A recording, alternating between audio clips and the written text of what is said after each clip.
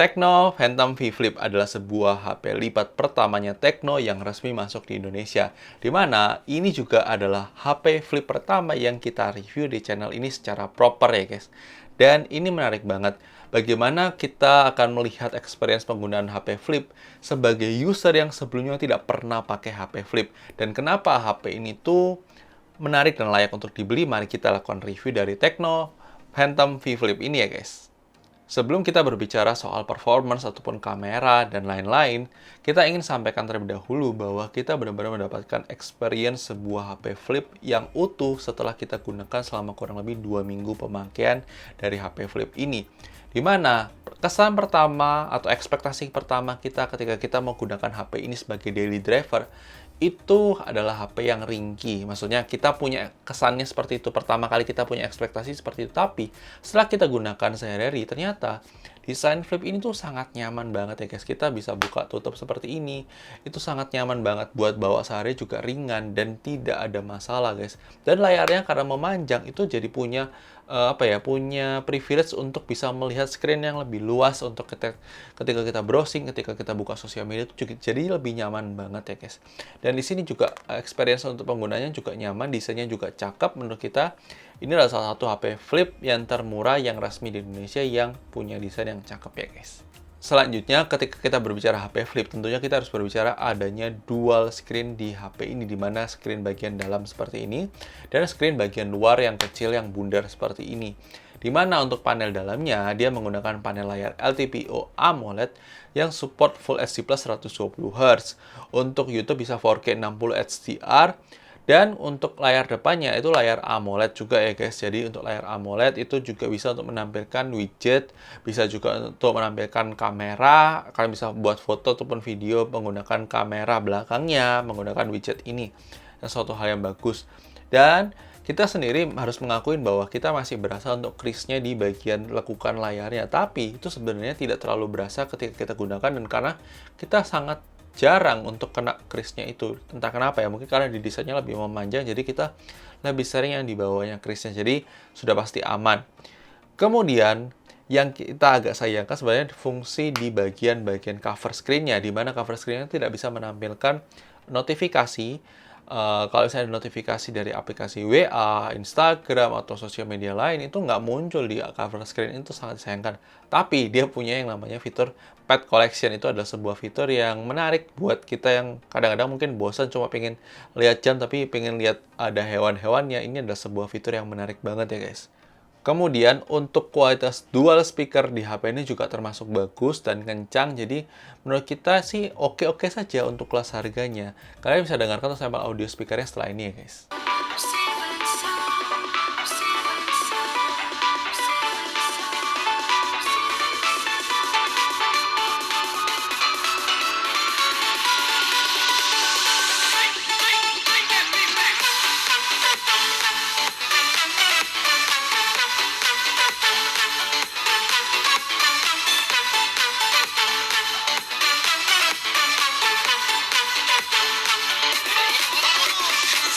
Kemudian, sebagai HP yang dijual di harga 7-8 juta, HP ini punya performa seperti apa sih?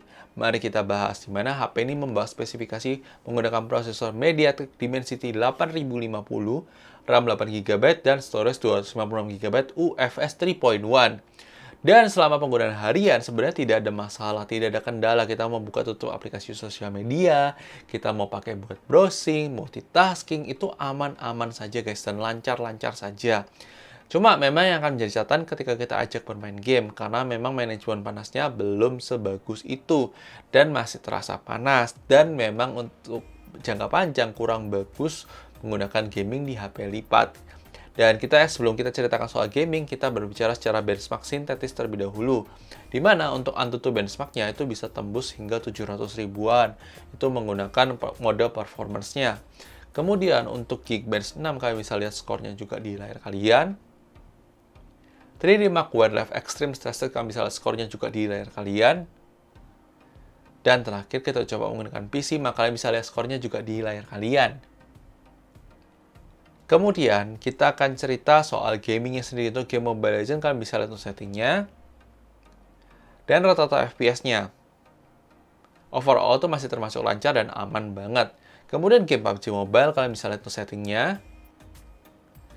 Dan untuk rata-rata FPS-nya, itu juga termasuk lancar dan tidak ada kendala selama kita coba gaming di HP Tecno Phantom V Flip ini ya guys. Kemudian game COD Mobile, ini juga kalian bisa lihat settingnya.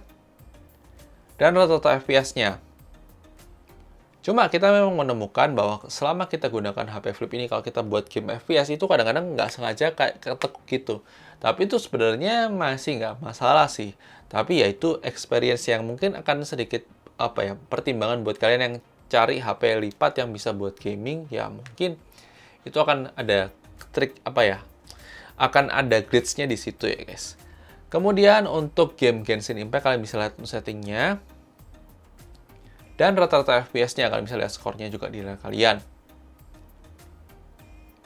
Overall, ini HP lipat yang punya performance yang termasuk menarik untuk kelas harga 7 jutaan. Tidak ada masalah selama kita gunakan buat sehari-hari secara performance itu aman-aman saja sih guys. Kemudian, selain performance, kita tentunya berbicara soal kamera, di mana sebuah HP Flip itu harus punya experience kamera yang menarik juga. Di mana untuk software kameranya sih termasuk optimize lah guys. Terus kemudian dia bawa kamera 64 megapiksel tanpa OIS, tapi ada ACE, kemudian 13 megapiksel ultrawide, dan 32 megapiksel bagian kamera depan.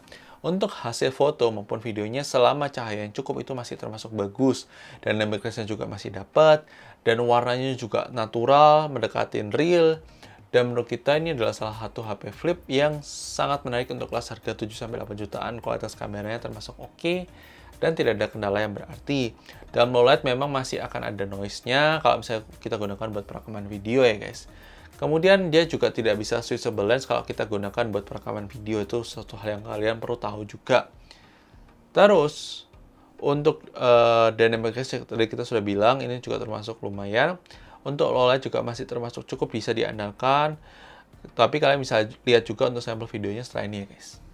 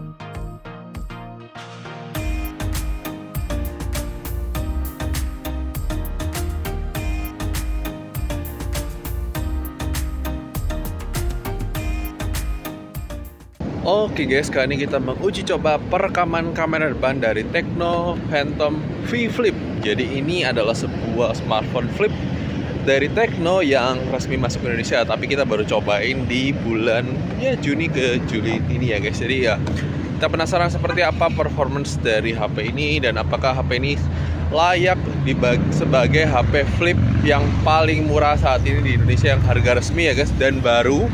Jadi bukan harga second. Dan gimana mungkin, apakah bagus atau tidak. Dan ini kita bisa merekam videonya dengan mode HDR di resolusi 1080p. Tapi ya silakan tulis pendapat kalian di kolom komentar ya guys.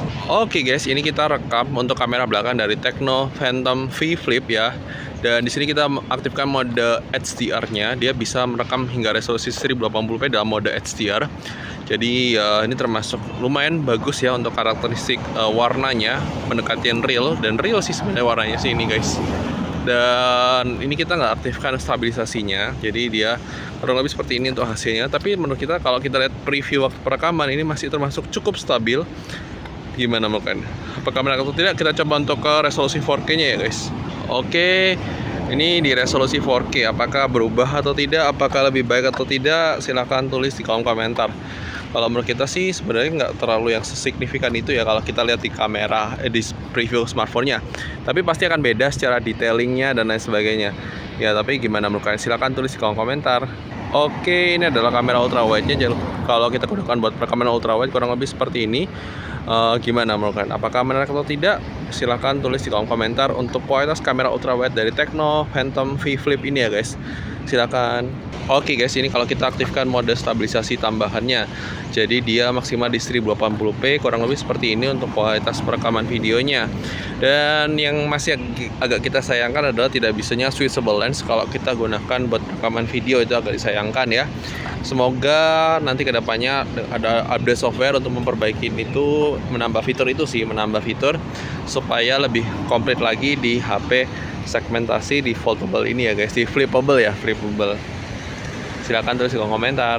Oke guys, ini dia adalah sampel perekaman kamera depan dari Tecno Phantom 5 Flip ya guys. Kalau kita gunakan buat perekaman video dalam kondisi yang termasuk ekstrim low light ya guys. Dan ini pas malam hari gelap, jadi ya cuma ada lampu penerangan jalan doang. Jadi kalau misalnya dia kena cahaya, dia masih oke. Tapi kalau memang kurang, dia akan noise-nya lumayan berasa. Tapi di harga 7 jutaan di harga ofisialnya, menurut kita ini memang masih termasuk kategori yang cukupan saja untuk kualitas kamera depannya. Dan masih perlu ada improvement. Tapi untuk sebuah HP flip kita masih belum bisa compare ya guys, karena HP flip ini yang paling murah dan nggak bisa di compare. Sebenarnya kayak HP sama tablet aja itu nggak bisa di compare meskipun harganya mirip. Tapi ya gimana menurut kalian? Silahkan tulis di kolom komentar ya guys. Oke guys, ini dia adalah sampel perekaman kamera belakang dari Tecno Phantom V Flip. Kalau misalnya kita gunakan buat perekaman video. Dan untuk kualitas kamera belakangnya jelas beda ya guys sama kamera depannya. Kamera belakangnya kualitasnya masih lebih baik ya guys daripada kamera depannya. Dan gimana menurut kalian? Apakah bagus atau tidak? Silahkan tulis di kolom komentar. Kalau menurut kita sini termasuk lumayan oke. Ini kita nggak rekam, kita nggak aktifin ace-nya ya guys. Jadi memang mohon maaf kalau kurang stabil. Tapi kita aktifkan HDR-nya supaya kita melihat potensi kualitas kameranya yang lebih optimal untuk gambarnya seperti apa ya guys. Oke, ini kita coba untuk kamera ultrawide-nya. Kurang lebih seperti ini untuk kamera ultrawide-nya. Gimana menurut kalian? Apakah menarik atau tidak? Kalau kita bisa bilang ya memang akan jauh kualitasnya turun dibandingkan kamera utama. Dan ini masih termasuk cukup wajar karena sebagian besar smartphone yang di harga yang sama untuk kamera ultrawide-nya juga masih belum sebagus itu. Ada sih yang memang bagus, tapi itu ya 1 banding berapa guys. Kebanyakan rata-rata kualitasnya juga masih belum sebagus itu untuk ultrawide ya. Tapi ya kembali lagi, ini adalah HP flip ya, jadi pasti ada sesuatu yang mungkin kurang maksimal di sisi kamera ultrawide-nya. Tapi ya silakan tulis di kolom komentar. Oh ya, di sini ketika perekaman video ada pilihan gambar night mode, kita coba. Bisa nggak ya? Oh nggak bisa, karena dia maksudnya kurang low light ya guys. Jadi ya kurang lebih seperti itu ya guys untuk kualitas kamera ultrawide-nya. Kemudian, sebuah sektor yang mungkin akan menjadi deal breaker buat sebagian orang adalah kapasitas baterainya yang hanya 4000 mAh. Sebagai HP yang punya kapasitas 4000 mAh, ini ternyata melebihi ekspektasi kita. Dia juga ternyata masih bisa kok guys dipakai seharian. Masih termasuk cukup aman.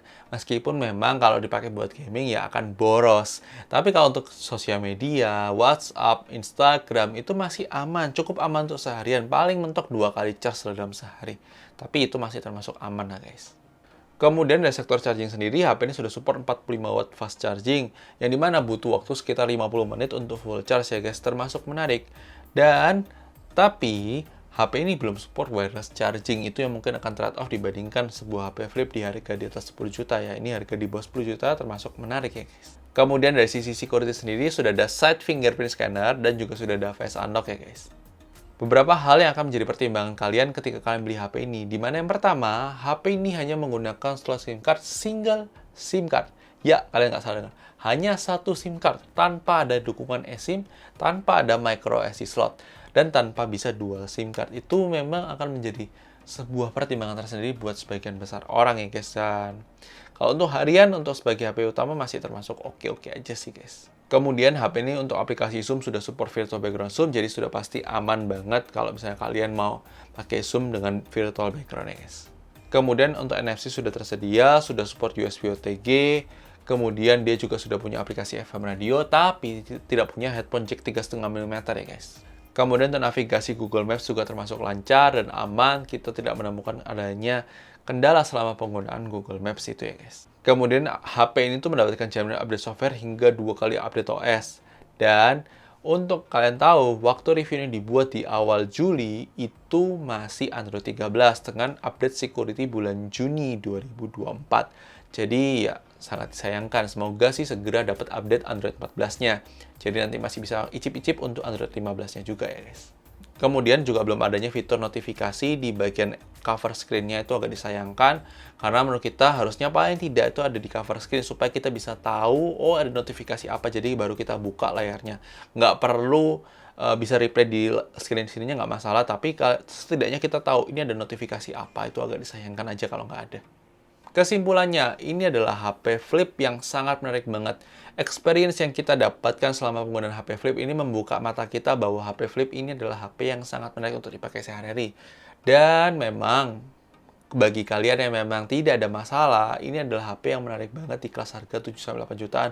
Buat penggunaan harian ini termasuk oke dan worth it sih guys menurut kita ya. Tapi sekali lagi, bisa jadi pendapat ini berbeda dengan pendapat kalian. Tidak masalah, silahkan tulis pendapat di komentar. Sekali lagi, kalian tidak benar-benar bisa compare head-to-head antara ponsel Flip dengan ponsel Candy Bar yang di kelas harga yang sama karena satu-satunya harga yang 7-8 jutaan itu adalah di Tecno Phantom V Flip ini. Tidak ada kompetitornya guys di harga segini itu untuk HP Flip semurah ini ya. Kita tidak bicara barang second ya guys, tapi ini kita bicara barang baru. Tapi sekali lagi, ini adalah pendapat review gadget. Mungkin bisa berbeda dengan pendapat kalian. Tidak masalah, silahkan tulis di komentar. Dan jangan lupa like video kalau suka, dislike aja kalau suka, dan sampai ketemu di video selanjutnya guys. Oke guys? Bye-bye!